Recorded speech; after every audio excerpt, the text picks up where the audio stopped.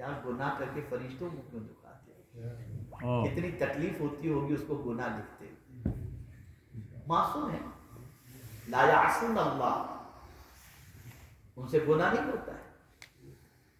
فرشتے معصوم ہیں، گناہ سے پاک ہیں، لیکن ان پاک لوگوں کو، ان پاک مخلوق کو، ان پاک فرشتوں کو، وہ بندہ جو گناہ کرتا ہے اس کا گناہ لکھنے میں کتنی تکلیف ہوتی ہوگی. یار ہم صرف انسانوں کو تکلیف نہیں دیتے، فرشتوں کو بھی تکلیف دیتے، فرشتوں کو بھی تکلیف دیتے. اگر کوئی کہے فرشتے نہیں تو یہ اس کی خام خیالی ہے. فرشتے ہیں، وہ نوری مخلوق ہے. یہاں بڑی پیاری بات مجھے یاد ہے، فرشتوں کو اللہ تعالیٰ نے اختیار دیا ہے جس طرح سے چاہے بشری شکل میں پہنچ جائے، جس شکل کو اختیار کرنا چاہے. حضرت دحیہ کلبی سرکار کی بات، حضرت جبریل امین علیہ السلام حضور صلی اللہ علیہ وسلم کی بارگاہ میں دحیہ کلبی کی شکل میں زیادہ آتے. دحیہ کلبی ایک صحابی رسول تھے اور بڑے خوبرو، بڑے وجیب، بڑے وسیع تھے. ان کی شکل میں حضرت جبریل امین علیہ الصلوۃ والتسلیم زیادہ آتے تھے. عقیدے کی بات ہے، عقیدہ درست.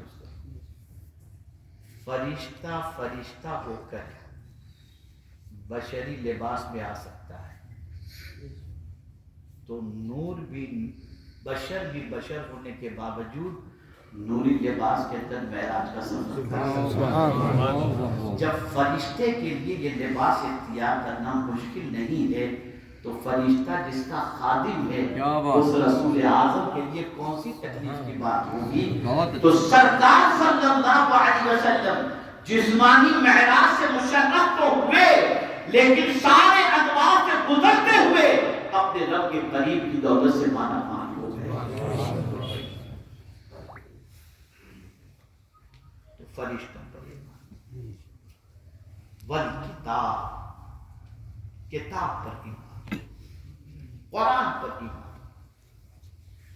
ہم جانتے ہیں کہ یہ کتاب اللہ کی ہے.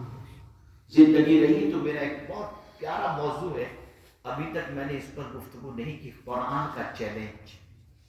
پھر کبھی انشاءاللہ قرآن کی آیتوں کی روشنی کے اندر قرآن کا چیلنج میں انشاءاللہ پھر کبھی کہیں کسی جگہ پر آپ یوٹیوب پہ سن لیجیے گا.